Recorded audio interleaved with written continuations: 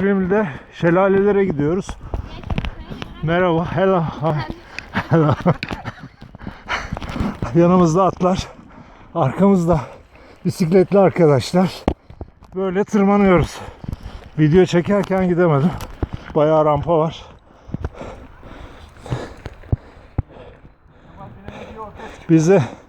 Bizi otobüs almadı. Çok sıkı rampa var burada. Mecburen çıkacağız. Bak atlarla gidiyorlar. Hillfigure atlara biniyorlar. Activity has been paused automatically.